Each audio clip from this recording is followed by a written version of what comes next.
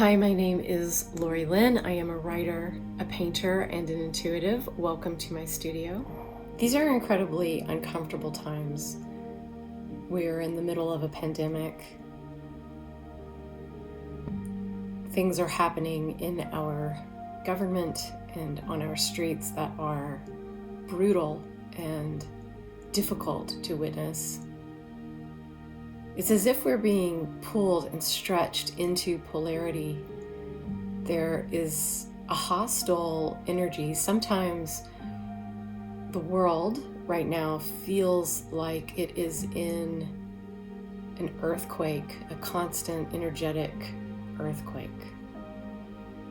Tempers are flaring and big truths are being revealed. There is a lot of, for lack of a better word, negative energy, lies,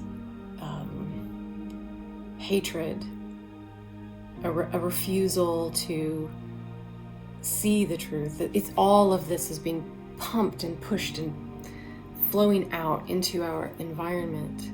At least we are making big decisions about ourselves as a group, as a collective of souls, as a people, as a planet, as a country.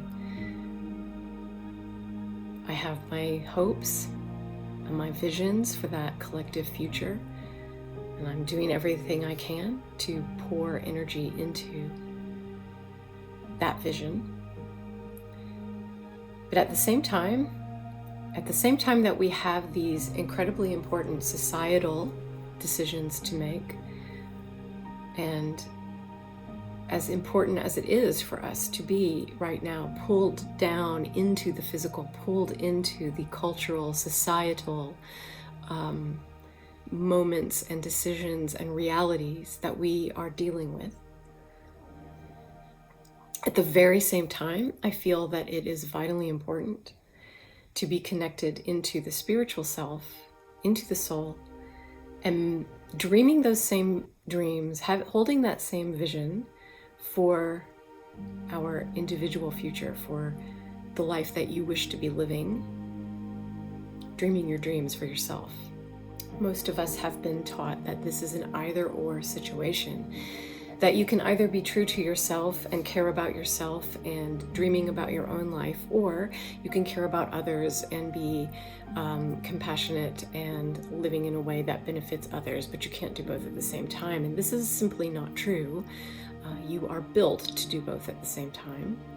You are built to be in community, to have a moral compass, to make choices that benefit the greater good, while also making choices that benefit you, that caring about yourself, caring about your life, naming the things you wish, naming your desires, envisioning the life that you would like to be leading, does not take anything away from anyone else. I think that it's important that we find ways to live our lives with the least amount of impact on others. So we make choices about, how can my choices be more environmentally sound? How can my choices be more sound in terms of human rights? Caring for yourself and dreaming for yourself and envisioning yourself, envisioning your life and what you wish to be living doesn't mean that you don't care about other people. It's all wrapped up together. It's all in the love. I feel this moment in time where we all stand together right now, this moment in time, as we move into, in this hemisphere, we're moving into the autumn season. We're all moving toward the end of this year, 2020. It feels incredibly important to me to engage with your desires and your dreams and what you know to be true about yourself and the life that you hope to be living, the life that you wish to be living. To really stand at the window, gazing at the stars of the future, opening your journal and writing the story of the future, calling in the life that you wish to be living. I've been participating in this challenge on Facebook to post a piece of my art every day for 10 days. and ask other people to do the same. And it's been very interesting to do that because I normally post my art on my Facebook studio page where people have chosen, to come there and see those posts. But this I've been doing on my personal profile, which means it's opened up to other people in my life to see this work and to talk about the work. I posted a painting this week that it's essentially a self-portrait, and it's a very personal painting. It has personal meaning to me, and in the description when I posted this painting, I talked about how in this future vision of mine, I would always be painting large. This painting is on a larger canvas than what I normally paint on. And what I said was that someday I'm gonna have this cottage. It's just a painting cottage. It's out in the woods. It has a little fireplace. And I see myself in there holding my cup of coffee, tending to my fireplace, talking to the animals, being in nature and painting these really huge canvases. And I love that vision. That vision is so, it lights up my heart. It lights up my body. When I see myself in that space, in that imagined art cottage in the woods, I feel like I am in my essence. I'm really being who I am here to be when I'm doing that, when I'm in that vision. I have no idea how such a vision could come to pass. I don't know how I could ever come to have this art cottage in the woods, but I know that it feels like a part of me.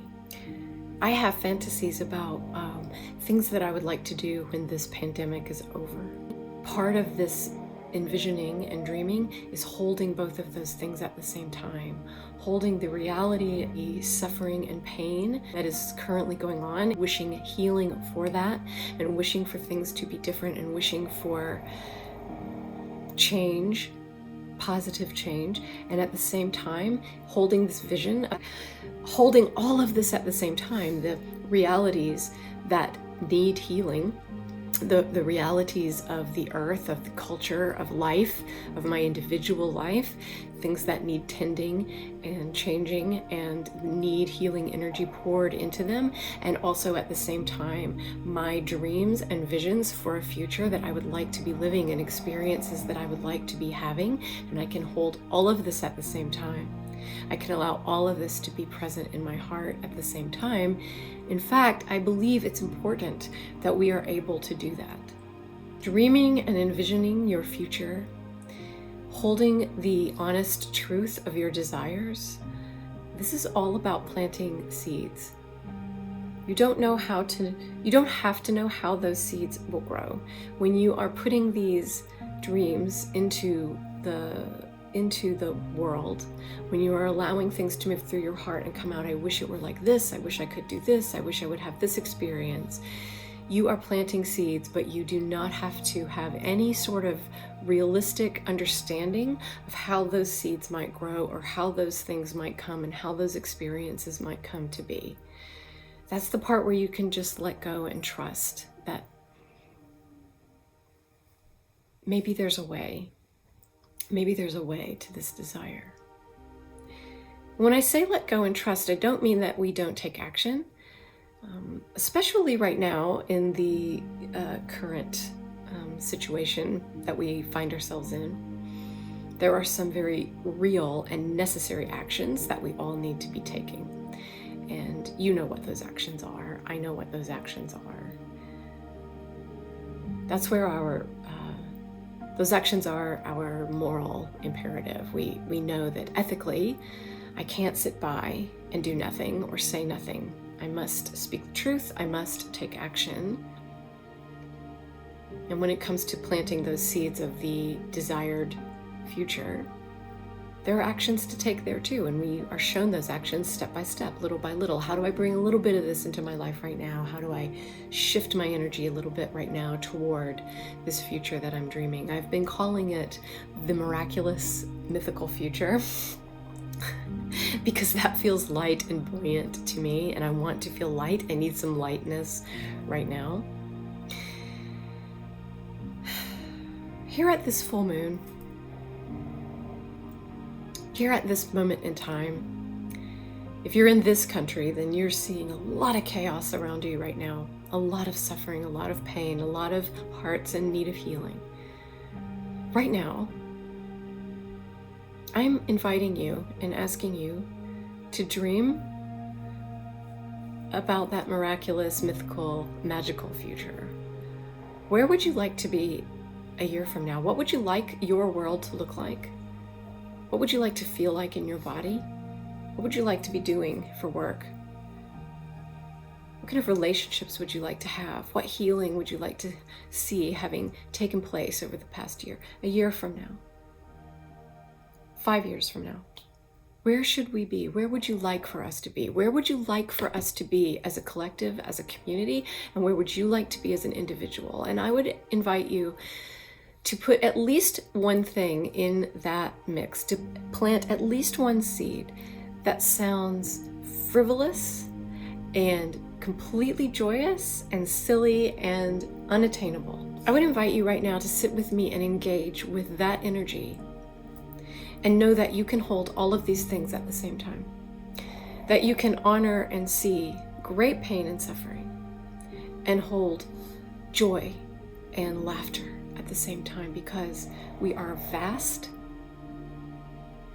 We do not have to choose. We can be everything that we are at the same time.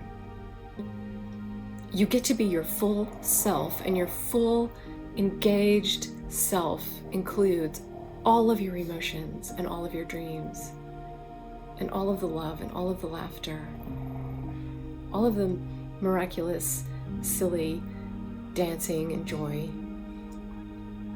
And dreaming that joy does not mean that you have to take that joy from someone else or that you are harming someone else in the process. Now is the time for us to be in deep compassion for one another, to really listen to one another's stories, to hold that healing energy for one another, to take compassionate, moral action, ethical action. But it is also a time to dream into our fantastical future and dream a world that we haven't lived in before, to completely recreate it and reinvent it. And the place to begin that reinvention is in your own heart, in your own world, in your body, in your space. Where do you want to go? Let's get in the boat together and float down that stream.